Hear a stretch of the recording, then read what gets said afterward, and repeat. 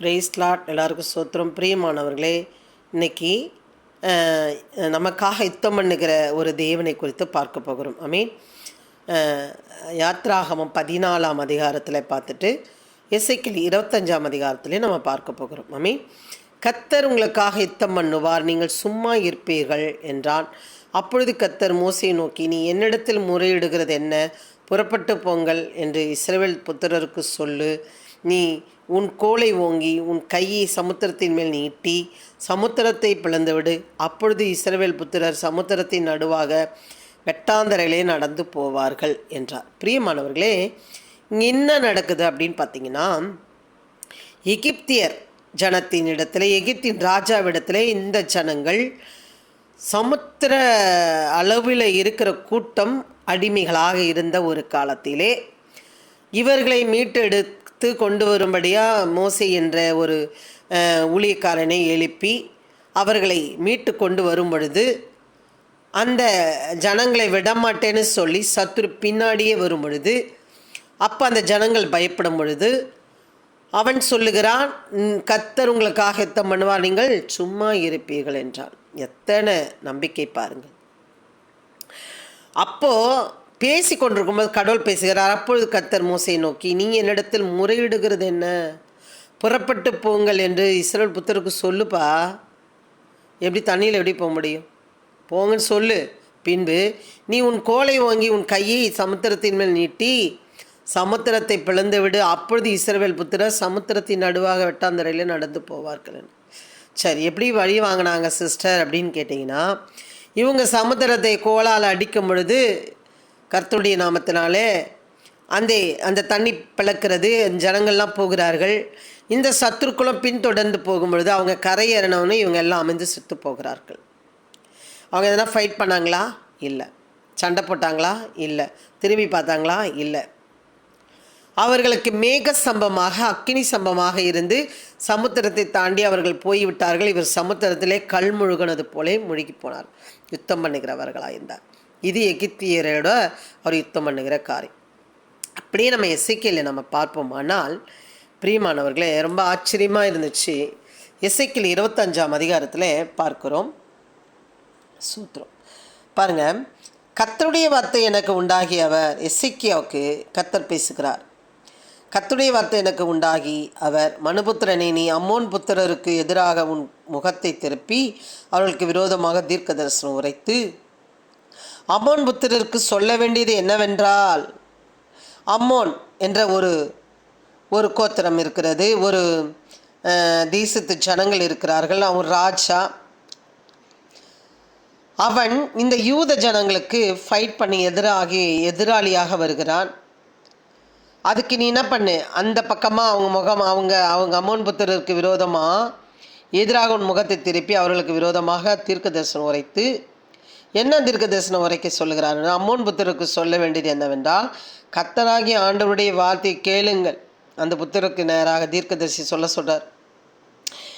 கர்த்தராகிய ஆண்டவருடைய வார்த்தையை கேளுங்கள். கர்த்தராகிய ஆண்டவர் உரைக்கிறார், என் பரிசுத்த ஸ்தலம் பரிசுத்த குலைச்சலாக்கப்படுகிற போதும், நல்லா கவனிக்கணும் நீங்கள் இதை, என் பரிசுத்த ஸ்தலம் பரிசுத்த குலைச்சலாக்கப்படுகிற போதும், இஸ்ரவேல் தேசம் பாழாக்கப்படுகிற போதும், யூத வம்சத்தார் சிறையிருப்பிலே போகிற போதும், நீ அவர்களுக்கு விரோதமாக ஆஹா என்று நிந்தித்தபடியினால். தீர்க்கதரிசி பார்க்கல, இந்த யூத ஜனங்கள் பார்க்கல, இவர்கள் கூட இருக்கிறவங்க பார்க்கல, ஆனால் கர்த்தர் பார்த்தார். அதனால தான் தீர்க்கதரிசி கூப்பிட்டு சொல்கிறாரு, அவர்களுக்கு நேராக நீ என்ன பண்ண, அம்மோன் புத்திரருக்கு எதிராக உன் முகத்தை திருப்பி அவளுக்கு விரோதமாக தீர்க்கதரிசனம் உரைக்கும். நீ அவங்க செய்த தப்புக்காக நான் அவங்கள தண்டிக்கிறேன், ஆனால் நீ என்ன பண்ணுற, சிரிக்கிறியா அப்படின்னு சொல்லி விரோதமா என்று நிந்தித்தபடியினால், இதோ நான் உன்னை கிழக்கு தேசத்துக்கு சுதந்திரமாக ஒப்பு கொடுப்பேன். அவர்கள் உன்னில் தங்கள் அரண்களை கட்டி உன்னில் தங்கள் ஸ்தலங்களை உண்டு பண்ணுவார்கள். அவர்கள் உன் கனிகளை புசித்து உன் பாலை குடிப்பார்கள். நீ இவங்களுக்கு விரோதமாக நீ ஆணி சிரிச்சியா? உனக்குள்ள உன் தேசத்துக்கு என்ன தேசம்? கிழக்கு தேசத்தார் அவங்க உன் தேசத்துக்குள்ளே அனுப்பி அவங்க கனியை உன் பாலை என்ன பண்ணுவாங்க? குடிப்பார்கள், நீங்கள் ஏமாந்து நிற்பீர்கள் என்று சொல்லுகிறார். பின்பு பாருங்கள், அவர் சொல்லுகிறார், நீங்கள் உங்களுக்கு இந்த மாதிரி காரியம் நான் செய்வேன். அது மாத்திரம் இல்லை, நீங்கள் என்ன பண்ணீங்க? இன்னும் கர்த்தராகிய ஆண்டவர் சொல்லுகிறது என்னவென்றால், இஸ்ரவேல் தேசத்துக்கு விரோதமாக நீ கை கொட்டி உன் காலால் தட்டி வர்மம் வைத்து அகடியம் பண்ணினபடியால், நீ இஸ்ரவேல் ஜனங்களுக்கு தேசத்துக்கு என்ன பண்ணுற? விரோதமாக உன் கையை கொட்டி உன் காலால் தட்டி வர்மம் வைத்து அகடியம் பண்ணினபடினால், கிண்டல் கேலி பண்ணினபடினால், வர்மம் வைத்தபடினால், உன் காலால் தட்டினபடினால், கை கொட்டி சிரித்ததினால் நான் என்ன செய்வேன்? உங்களை பழி வாங்குவேன்னு சொல்லுகிறார். இன்னும் என்ன பண்ணுறாங்க பாருங்கள், மோபிலே நியாயங்களை செய்வேன், அப்பொழுது நான் கர்த்தர் என்று அறிந்து கொள்வார்கள். கர்த்தராகிய ஆண்டவர் உரைக்கிறது என்னவென்றால், ஏதோம் யூத வம்சத்தாரிடத்தில் குரோதம் தீர்த்து பழிவாங்கி பெரிய குற்றம் செய்தபடினால், என்ன கை கொட்டினது, சிரித்தது, காலால் தட்டினது, அகடியும் பேசினது, ஆகாண்ட சிரித்தது, என்ன செஞ்சாங்களா?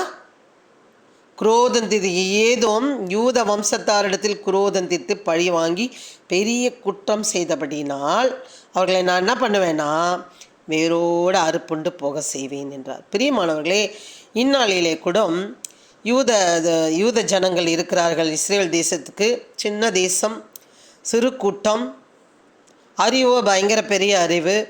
அவர்களுக்கு விரோதமாக அநேக ஜனங்கள் கண்கள் வைக்கப்பட்டிருக்கிறது, அவர்களை எப்படி அழிக்கலாம் என்று. ஆனால் அங்கே கர்த்தருடைய கண்கள் வைக்கப்பட்டிருக்கிறது. அந்த தேசத்துக்கு விரோதமாக அநேகர்களோட கண்கள் வைக்கப்பட்டிருக்கிறது. ஆனாலும் அந்த தேசத்தின் மேலே கர்த்தருடைய கண்கள் வைக்கப்பட்டிருக்கிறது. பிரியமானவர்களே, அசோட பெரிய குற்றம் செய்தார்கள். செய்தபடியினால் என்ன பண்ணாங்க? கை கொட்டுனாங்க, சிரிச்சாங்க. என்ன பண்ணாங்க? அகடியம் பண்ணினார்கள். அது எவ்வளோ பெரிய குற்றம் செய்தார்கள் என்று சொல்கிறார். பாருங்கள், அவர் என்ன சொல்கிறாரு? இதோ உனக்கு விரோதமாக நான் என் கையை நீட்டி உன்னை ஜாதிகளுக்கு கொள்ளையாக ஒப்பு கொடுத்து உன்னை ஜனங்களுக்குள்ளே வேறிற்று போக பண்ணி உன்னை தேசங்களுக்குள்ளே அழித்து உன்னை நிர்மலமாக்குவேன். அப்பொழுது நான் கர்த்தர் அறிந்து கொள்வாய். அவரோட கை நீட்டப்பட்டால் முடிஞ்சு போச்சுங்க. அப்புறம் இதெல்லாம் ரொம்ப ஒன்றுமே இல்லை. இதோ நான் உனக்கு விரோதமாக என் கையை நீட்டி உன்னை ஜாதிகளுக்குள்ளே கொள்ளையாக ஒப்பு கொடுத்து, இன்றைக்கி அவருக்கு அந்த தேசத்துக்கு விரோதமாக, அந்த ஜனங்களுக்கு விரோதமாக செய்கிறவர்கள் பொருளாய் கொண்டிருக்கிறார்கள். பிரியமானவர்களே, நீங்கள் கூட ஐயோ நான் எந்த தப்பு பண்ணலையே, எனக்கு விரோதமாக செஞ்சுக்கிட்டே இருக்காங்களே, எனக்கு விரோதமாக பேசிக்கிட்டே இருக்காங்களே, எனக்கு விரோதமாக கிண்டல் செய்து கொண்டே இருக்காங்களே, என் குடும்பத்தை கலைத்து கொண்டே இருக்கிறாங்கன்னு சொல்கிறீங்களா? நீங்கள் ஒன்றும் சண்டை போடாதீங்க, கர்த்தரிடத்தில் சொல்லிட்டு போயிடுங்க. ஏன்னா இவங்க சொல்லலை, அவர் பார்த்து பேசி கொண்டிருக்கிறார். அவர் பார்த்து என்ன பண்ணுறாரு? நான் பார்த்தேன், இவங்க என்ன பண்ணுறாங்க, இதெல்லாம் செய்கிறாங்க, நீ போப்பா தீர்க்கதரிசி போய் சொல்லு அப்படின்றார். பிரியமானவர்களே, உங்களுக்கு நடக்கிறதை அவர் பார்க்கல, நீங்கள் தயவு செய்து நினைக்காதீங்க, அவர் பார்த்து கொண்டிருக்கிறார். ஆனால் தான் இதோ உனக்கு விரோதமாக என் கையை நீட்டி உன்னை ஜாதிகளுக்கு கொள்ளையாக ஒப்பு கொடுத்து உன்னை ஜனங்களுக்குள்ளே வேறிற்று போக பண்ணி வேறே இல்லாமல் பிடுங்கி போட்டுருவேன். உன்னை தேசங்களில் அழித்து, தேசத்திலே உன்னை அழித்து உன்னை நிர்மலமாக்குவேன். அப்பொழுது நான் கர்த்தர் அறிந்து கொள்வாய். இன்றைக்கி அந்த மாதிரியான பிரியமானவர்களை, இன்றைக்கி கிறிஸ்துவுக்கு விரோதமாக எழும்பி செய்கிற மந்திரவாதிகள் கிறிஸ்தவ ஒரு ஊழியக்காரனாக மாறி போகிறான். எதிராக பேசினவர்கள் அவங்களுக்கு விசுவாசி ஆகிறார்கள். நமக்கு விரோதமாக இன்றைக்கு பேசுகிறவர் நம்மளை கெஞ்சி கெஞ்சி கூப்பிடும்படி ஆண்டவர் வைக்கிறார். நான் சொல்லுகிறேன் பிரியமானவர்களே, உங்களுக்கு விரோதமாக யார் எழுப்பினாலும் அவர்களை ஒரு தீர்க்கதரிசி பார்க்காம இருக்கலாம், ஒரு ஊழியக்காரன் பார்க்காம இருக்கலாம், நம்ம கர்த்தர் பார்த்து கொண்டிருக்கிறார்.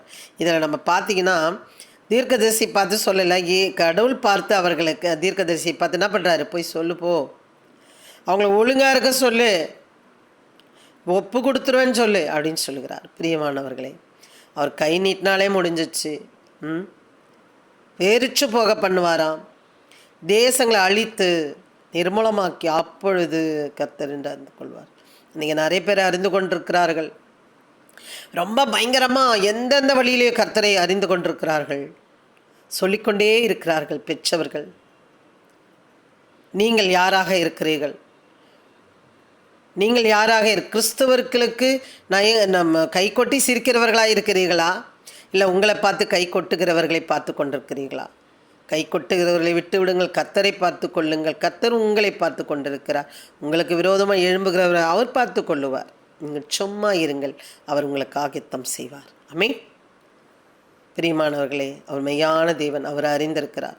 மல்கியாவில கூட வாசிக்கும் பொழுது நாம் என்ன ஒருவரோடு ஒருவர் என்ன பேசிக்கொண்டிருக்கிறோம் அவர் பார்க்க ஆசையாக இருக்கிறார், பார்த்து கொண்டே இருக்கிறாராம். எவ்வளோ நல்லவர் பாருங்கள். பிரியமானவர்களே, நமக்காக பேச யாருமே இல்லை நீங்கள் நினைக்காதீங்க. ஒருவர் இருக்கிறார், உங்களுக்காக வழக்காடி உங்கள் பிள்ளைகளை ரட்சித்து உங்களுக்காக பழிக்கு பழி வாங்க செய்கிற வல்லவராக இருக்கிறார். நீங்கள் சும்மா இருங்கள், உங்களுக்காக யுத்தம் பண்ணுவார். ஆமென். பெற்றவர்கள் சாட்சி சொல்லுங்கள், கர்த்தர் உங்களை ஆசீர்வதிப்பாராக. ஆமென். God bless you. அல்லேலூயா.